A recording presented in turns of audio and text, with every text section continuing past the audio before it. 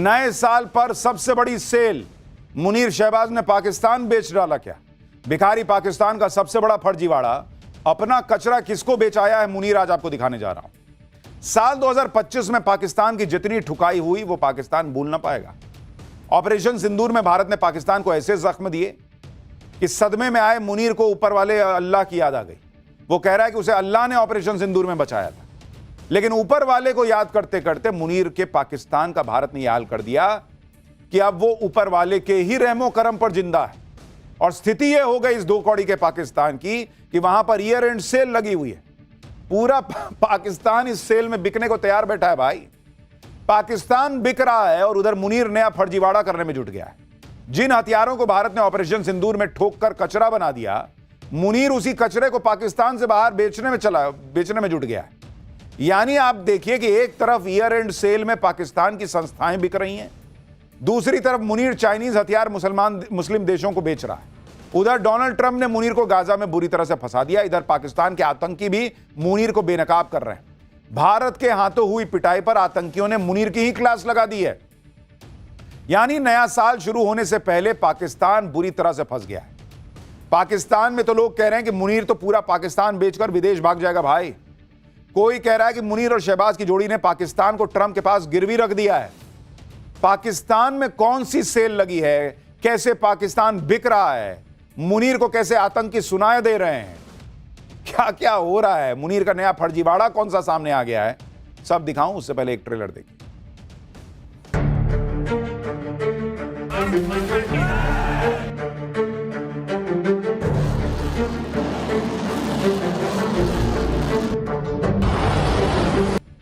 नए साल की सबसे बड़ी सेल लगी हुई है पाकिस्तान में। मुनीर और शहबाज कैसे पूरा पाकिस्तान बेचने में जुटे हैं, उसकी शुरुआत आप देखिए कि पाकिस्तान की सरकारी एयरलाइंस PIA यानी पाकिस्तान इंटरनेशनल एयरलाइंस की बिक्री के लिए बोलियां लगनी शुरू हो चुकी हैं। पाकिस्तान सरकार PIA की 75% हिस्सेदारी बेच रही है, जबकि 25% हिस्सा अपने पास रखेगी। बाद में सरकार इस हिस्से को भी बेच सकती है। पाकिस्तानी मीडिया के मुताबिक PIA के लिए बोली लगाने का आज आखिरी दिन था। PIA को खरीदने के लिए 3 कंपनियों ने अपनी बोलियां बंद लिफाफों में जमा कर दी हैं। पाकिस्तान की सरकारी एयरलाइंस के लिए बोली लगाने वालों में लक्की सीमेंट के डीलरशिप वाला एक बिजनेस ग्रुप भी शामिल है। इसके अलावा आरिफ हबीब कॉरपोरेशन की लीडरशिप वाला ग्रुप है और प्राइवेट एयरलाइंस एयर ब्लू शामिल है। नीलामी की डेडलाइन से ठीक 2 दिन पहले मुनीर की सेना से जुड़ी फौजी फर्टिलाइजर, यह वहां की सेना की कंपनी है फौजी फर्टिलाइजर प्राइवेट लिमिटेड, इसने भी बोली लगाने का सोचा था, लेकिन लास्ट में अपना नाम वापस लिया। इस्लामाबाद में हुई नीलामी में PIA को खरीदने पहुंची तीनों कंपनियों के प्रतिनिधियों ने एक एक करके अपनी बोली बंद लिफाफे में ट्रांसपेरेंट बॉक्स में डाल दी। यहां इंडिया में सब ऑनलाइन होता है, वहां आज भी लिफाफा ही चल रहा है। पाकिस्तान की एयरलाइन को बेचने की प्रक्रिया में मुनीर ने अपनी सेना की कंपनी को माल बनाने के लिए लगा दिया था, लेकिन वो ऐसा कर नहीं पाया। पाकिस्तान की सरकारी एयरलाइंस अकेली नहीं है जिसे बेचा जा रहा है। पाकिस्तान की 2 दर्जन से ज्यादा कंपनियां सेल पर हैं। ऐसे में यह समझना जरूरी है कि शहबाज और मुनीर को पाकिस्तान की सरकारी कंपनियों को बेचने के लिए यह सेल लगानी क्यों पड़ी है। दरअसल पाकिस्तान साल 1958 से अब तक IMF से 20 बार लोन ले चुका है। पाकिस्तान पर इस वक्त कुल कर्ज बढ़कर 25 लाख करोड़ रुपए के पार है। इस कर्ज की वजह से पाकिस्तान दिवालिया होने की कगार पर खड़ा है और अपने खर्चे चलाने के लिए वो IMF के सामने कटोरा लेके खड़ा हो जाता है हर बार। इस बार IMF ने बेल आउट पैकेज हासिल देने के लिए पाकिस्तान को नई टर्म्स एंड कंडीशंस पूरा करने के लिए कहा कि भीख देंगे, लेकिन पहले यह सब करना होगा। और उसके लिए पाकिस्तान अपने बंदरगाहों और एयरपोर्ट्स को पहले ही बेच चुका था, तो अब बेचे क्या। पिछले साल ही पाकिस्तान ने इस्लामाबाद एयरपोर्ट को ठेके पर देने का फैसला किया था।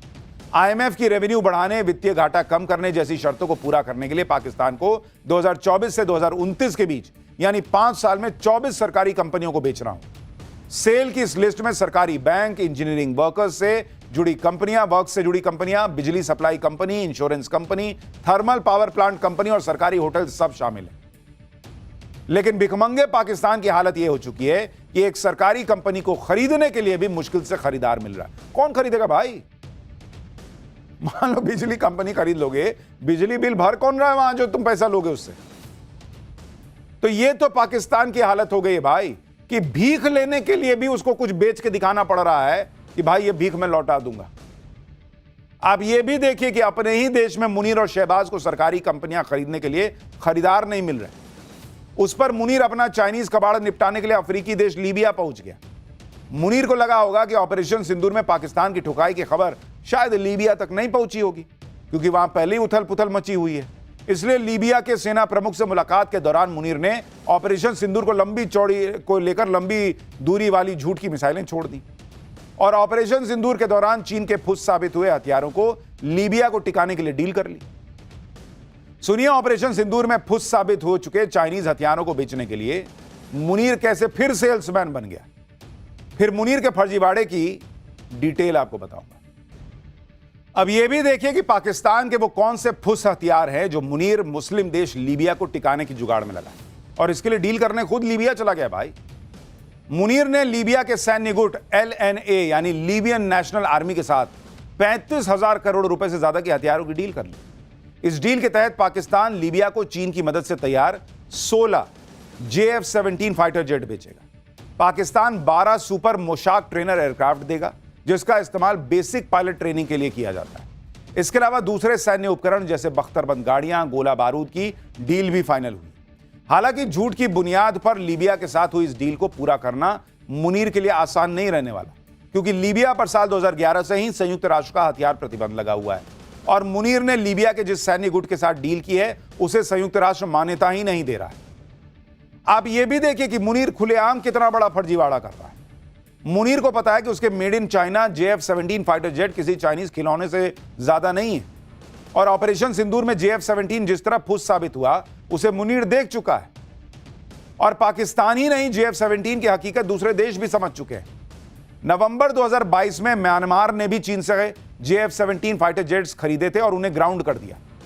म्यांमार एयरफोर्स ने चीन को बताया कि JF-17 में गंभीर तकनीकी खामियां मिली हैं। ये fighter jets interception, ground attack और बॉम्बिंग मिशन के लिए बनाए गए थे, लेकिन तकनीकी समस्याओं के कारण काम ही नहीं कर रहे थे। भाई, चाइना का माल था, 10 दिन चल गया, वही बहुत था। इसके अलावा JF-17 में लगे रडार सिस्टम जरूरत पड़ने पर फिसड्डी साबित हुए। सबसे हैरान करने वाली कमी तो यह निकली कि JF-17 का एयरफ्रेम यानी ढांचा भी कमजोर है। उड़ान के बाद इसमें दरारें दिखाई दी। चीन ने JF-17 को ठीक करने के लिए इंजीनियर्स की एक टीम म्यांमार भेजी, लेकिन JF-17 को ठीक नहीं कर पाई ये इंजीनियर। इसके बाद चीन ने JF-17 की खराबी का ठीकरा म्यांमार एयरफोर्स पर फोड़ दिया कि तुम ही ठीक से नहीं उड़ाए होगे। ये है चाइना का माल। सबसे बड़ी बात यह है कि चीन की एयरफोर्स खुद भी JF-17 को कबाड़ मानती है, इसलिए उसने अपने बेड़े में शामिल नहीं किया है। भाई, उसको पता है कि किसी काम का तो है नहीं। चीन ने अपने जिस कबाड़ को पाकिस्तान को सटाया, अब मुनीर उसे दूसरों को टिकाने में जुट गया है, क्योंकि उसको पता है कि भारत जब फोड़ेगा तो ये सब काम तो आना नहीं है, कहीं से पैसा आ जाए। उनको तो पैसा दिखता है भाई कि कुछ भी कबाड़ बेच के भी पैसा ले लो। पाकिस्तान ने जो भी हथियार ऑपरेशन सिंदूर में इस्तेमाल किए थे, भारत ने सबको तबाह करके कबाड़ बनाया था। चाहे चाइनीज रहा हो, चाइनीज मिसाइल रही हो, टर्की के ड्रोन रहे हो। मुनीर भले ही अपना कबाड़ बेचने के लिए ऑपरेशन सिंदूर के लेकर अजब गजब बयान दे रहा, लेकिन मुनीर को अंदर तो पता है ना भाई कि ऑपरेशन सिंदूर में भारत ने पाकिस्तान में घुसकर उसके एयरबेस और आतंकी अड्डे मिट्टी में मिलाए थे। ऑपरेशन सिंदूर के बाद से मुनीर किस तरह खौफ में है, इसका सच न चाहते हुए भी मुनीर की जुबान पर आ ही जाता है। पिछले दिनों इस्लामाबाद में उलेमाओं की कॉन्फ्रेंस में मुनीर ने खुद माना कि ऑपरेशन सिंदूर में अल्लाह ने मदद न की होती तो न जाने पाकिस्तान का क्या हाल हो जाता। एक बार मुनीर को सुनिए, फिर आपको बताता हूं कि कैसे इस बयान से पाकिस्तान में उसकी छीछालेदर हो रही है। मुनीर उलेमाओं को खुश करने के लिए कह रहा है कि अल्लाह ने ऑपरेशन सिंदूर में पाकिस्तान की मदद की, जिस पर पाकिस्तान की पब्लिक ने मुनीर को घेर लिया।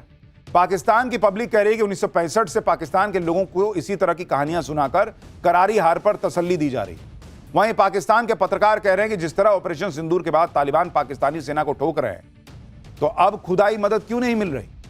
मुनीर भले ही ऑपरेशन सिंदूर पर झूठ का प्रोपेगेंडा फैलाए, अपना चाइनीज कबाड़ किसी और को बेचाए, पैसा बनाए, लेकिन हाल के दिनों में पाकिस्तान में कराची के जिस लियारी पर बनी फिल्म धुरंधर ने पाकिस्तान का धुआं किया हुआ है, उसी लियारी के मौलाना फजलुर रहमान ने ऑपरेशन सिंदूर को लेकर मुनीर को कटघरे में खड़ा कर दिया।